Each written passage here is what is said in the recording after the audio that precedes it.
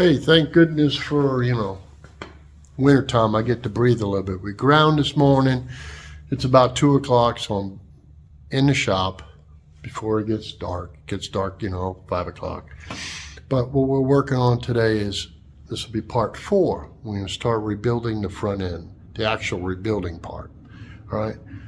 You can make these, and I'm going to show you how I make a template, but these, my machine shop had these for me, and they quickly made them for me in the past when my brother's machine got rebuilt and my buddy Oscar's machine got rebuilt. All right. These, I'll show you where it is going to go. These are made of 1/2-inch plate, and we have 2 of them. Now, they're rough cut. The center holes are what I need. But they're rough cut as far as dimension side to side and up and down. So I'll make a paper or cardboard template, and I'll show you how I'll make that. And then I'll have to cut these down to the proper shape, length and width. And then we'll fit them up there, and then I'll show you where we're going to grind them a little bit and clean. Right now I've cleaned up some so I can make a template without it being all greasy. I don't like working in grease. Some of you that watch the channel know that me and grease don't go together, like oil and vinegar. When I was younger, I used to be covered from head to toe. I don't like it now. I wear neoprene gloves or whatever I'm working on. I wear a glove or leather glove, and just picked up some great habits from when I was on hazmat. All right, let me turn this around and shut it off, turn it around, and show you where we're at. Right. That's basically what I'm calling the axle that the front end pivots on. Your wheels go on each side. I showed you in the last video. If you haven't seen it, watch the last video and you'll know where we're at on this. And I'll show you when I put it up here in a minute what's going to happen. Now, this whole front end pivots right here in the center, kind of like a 9-in or 4-in old tractor did. Had a big bolt going through the center, and the whole front end went teeter-totter left to right. That's the pivot point. Here's, like I was trying to explain to you before, the weakness of this machine. This is a 2550, and a lot of designs use this in machinery. All right, so this is plate here that they do from the factory. I'm not sure I can do this one-handed, but hold on. It measures out about a 1/4-inch steel they're using, right? So it tends to mushroom out here because, hold on, I'll show you what rides in there again. All right, here's the pin, the new pin. Not the old one, but the new one. I'll show it to you here. I'll show you this. What's going on here? See, there's the new pin. It uses a bigger bolt, next size bigger than the old one. And this is what's used on the newer machines. They changed the design after years went by. So it uses a bigger bolt here to prevent the pin from walking out. And before, if you look at the last video, you'll see it. It was a hole drilled in the end that went through a washer, and it was a smaller diameter bolt.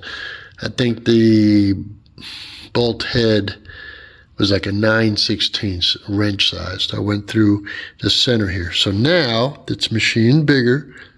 It'll use a castle nut and a cotter pin. I'm trying to get this to focus better by me moving, I'm sorry. Anyway, so this goes through here, then goes through here, lines up, a bolt goes here,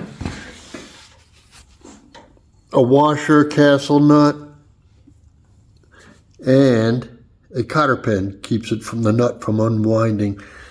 So right there, this is already a little bit heavier duty, but still there's extreme. The engine sits up here, and this front end is going up and down, teeter-tottering. The force is going up a curb or uneven ground, causes it to tilt a little bit. And this plate was too thin and would wallow out. You could see some of the wallowing right there. So I've cleaned it all, and then what will happen is, let me pull this pin out. Sorry, it's hard to do one-handed down here, but what's going to happen is this 1/2-inch plate, I've got to cut it to where it fits perfectly in here. Then there'll be a 1/2-inch plate on this, and they'll be welded onto this other plate all the way around. So what that will do, I'll show you here, hold on. As you know, it'll give you more surface just by itself with this wonderful pin running through here. I'll show you, hold on a minute, let me show you a better pic. All right, this will give you a better understanding. In this gap on this side, this is the original coming down. This part right here would be there. This plate welded onto this part of the plating. This plate here will go on the inside, and then so you'll have a 1/4 inch and a 1/2 inch, makes 3/4 of steel for this axle to ride on, right?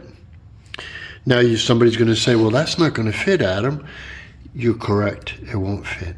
At the machine shop, after I weld this plate in and that plate in, I'll take an inside diameter measurement inside. Then with whatever measurement I have, I'll have the machine shop cut and mill a flat surface here and mill flat on this side to have a better true where it rides, because it's mushroomed a little bit from years of, see all the wear? I don't know if it's hard for you to see. There you go, you can tell. It's mushroomed out. There we go. So that'll be cut. That'll be done. And I can't give you an exact measurement because I don't want you to go by it.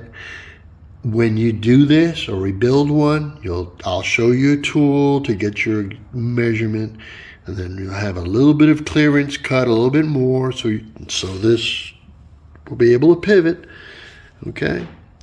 And that solves the problem of the weight of the engine on here and in the front end and being on even ground, right? This machine's got over 1,200 hours on it, and the front end finally gave out.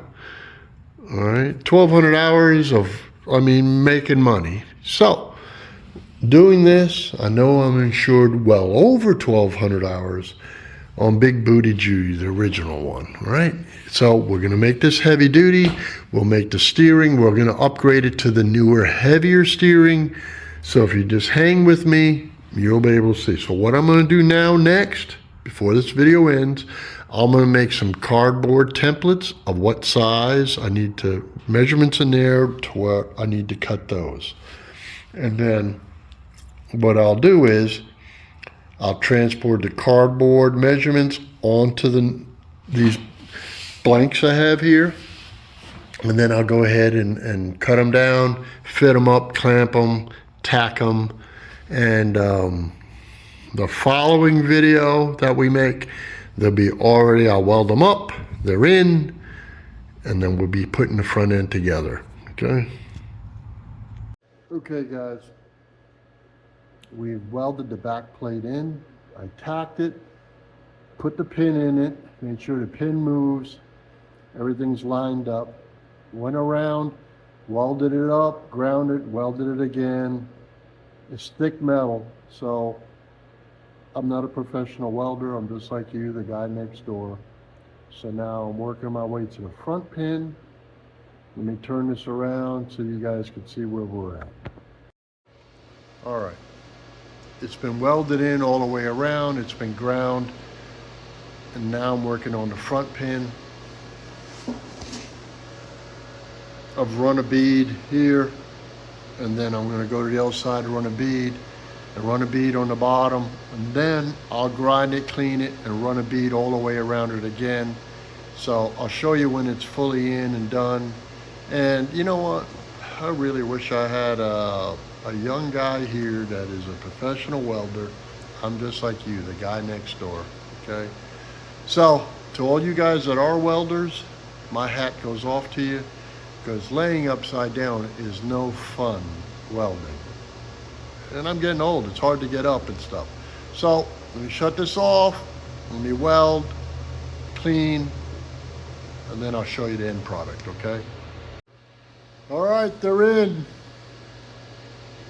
We welded all the way around the bottom of the other one. I ground them, cleaned them. That one's done. I may do a little touch up here and there, but today I'm tired. Now, I was being real critical about myself on the welds. I didn't make this pin. This is brand new. And that's how the welder did that. So I think I did a little bit better than he did. I'm just saying. Or maybe, you know, that's all he's required to do, run a bead.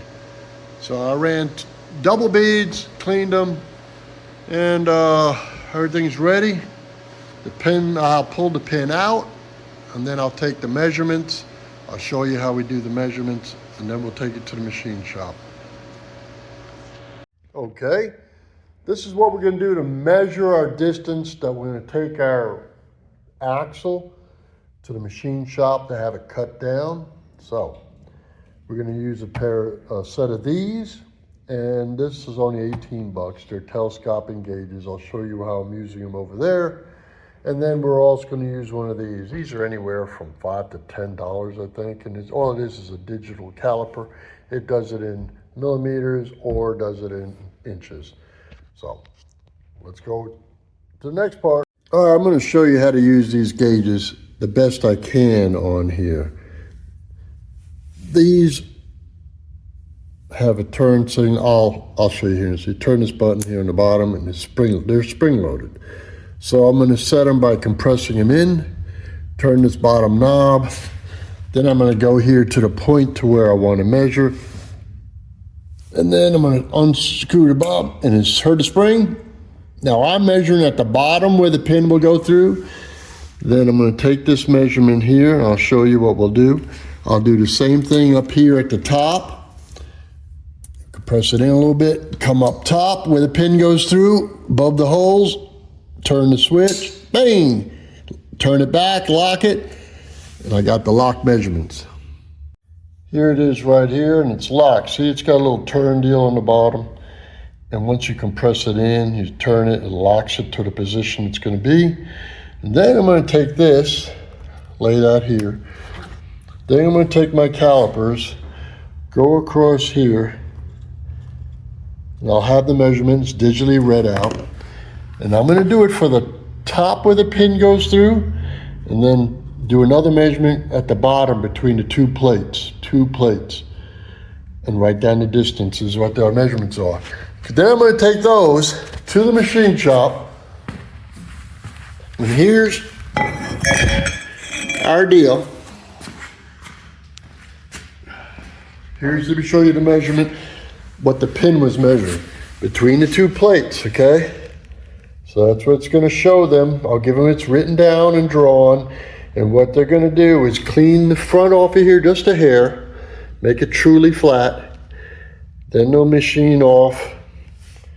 It's hard to tell with a camera, but they'll machine off the proper distance off this back here and make it true. And then we'll have that where we put it up. Now that's probably going to take them, as busy as they are, and this is just a little part. This is the Christmas holiday. What I'll do while I'm waiting over the holidays, I'm going to pull off the cooling tank. I'm going to pull that off, take off the filter there, and I'm going to flush it. I want a fresh start, new filter on there. I'll pull that whole thing off. I'll also probably put it back on, and I'll probably send off the hydraulic pump to be checked and serviced to see, you know, how it's doing. Why put all this stuff together and it be wrong, right?